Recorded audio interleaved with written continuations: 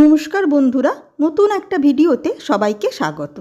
আজ তোমাদের সাথে পনিরের দুর্দান্ত একটা নিরামিষ রেসিপি শেয়ার করব। ভীষণ টেস্টি, অথচ তৈরি করা খুব সহজ। প্রথমে একটা ভাজা মশলা তৈরি করে নিচ্ছি। তার জন্য 1 চামচ গোটা জিরে, 1 চামচ গোটা ধনে, হাফ চামচ মৌরি, 1 টুকরো জয়িত্রী আর 2টো শুকনো লঙ্কাকে শুকনো খোলায় ভালো করে ভেজে মিক্সিতে গুঁড়ো করে নেব। এবারে 1 টেবিল চামচ মতো সাদা তেলকে ভালো করে গরম করে নিলাম। সাদা তেলের পরিবর্তে তোমরা গাওয়া ঘিতেও রান্নাটা করতে পারো। 200 গ্রাম পনিরকে ছোটো ছোটো কিউব শেপে কেটে নিয়ে পনির হালকা করে ভেজে নেব। ভাজা হয়ে গেলে পনিরটাকে একটা প্লেটে তুলে নিলাম। এবারে সবজিগুলোকে ভেজে নিচ্ছি। সবজির মধ্যে এখানে নিয়েছি আমি একটা ছোটো সাইজের টমেটোটার বীজটা ফেলে দিয়েছি, আধখানা ক্যাপসিকাম আর জুলিয়ান করে কাটা কিছুটা আদা।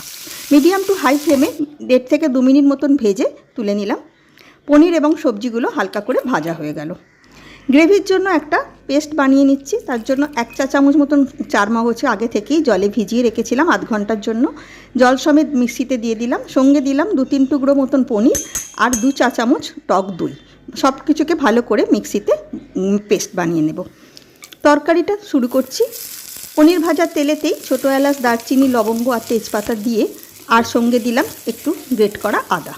সব কিছুকে সুন্দর গন্ধ বেরোনো পর্যন্ত একটু ভেজে নিয়ে যে পেস্টটা বানিয়েছিলাম সেটাকে দিয়ে দিলাম। মিক্সিটা ধুয়ে খানিকটা জলও যোগ করে দিলাম। একটু অপেক্ষা করব গ্রেভিটা যতক্ষণ না ফুটছে ভালো মতন। গ্যাসের ফ্লেম মিডিয়ামে থাকবে। একটু সময় অপেক্ষা করতেই দেখো গ্রেভিটা সুন্দরভাবে ফুটে উঠলো। এইবারে আগে থেকে ভেজে রাখা পনির আর সবজিগুলোকে দিয়ে দিলাম। সঙ্গে দিয়ে দিলাম ভাজা মশলার গুঁড়োটা।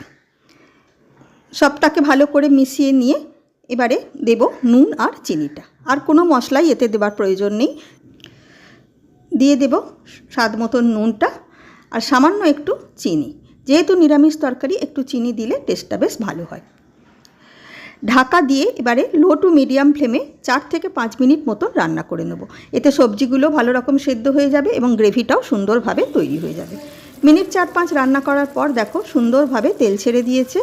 পনির থেকে এবং দইটা থেকে ভালো রকম তেলটা ছেড়ে দিয়েছে এবং সবজিগুলো ভালো রকম নরম হয়ে গেছে। তরকারি একদমই তৈরি হয়ে গেছে। চাইলে তোমরা একটু ধনেপাতা কুচিও দিতে পারো বা কসুরি মেথিও দিতে পারো। গ্যাসকে বন্ধ করে মিনিট 5-এর জন্য স্ট্যান্ডিং টাইমে রেখে দেব। রুটি, লুচি, পরোটা, পোলাও সবার সাথেই এই নিরামিষ পনিরের তরকারিটা খুবই ভালো লাগে। তৈরি করা ভীষণ সহজ আর খুব কম সময়েও এটা তৈরি হয়ে যায়। আশা করি তোমাদের ভালো লাগলো।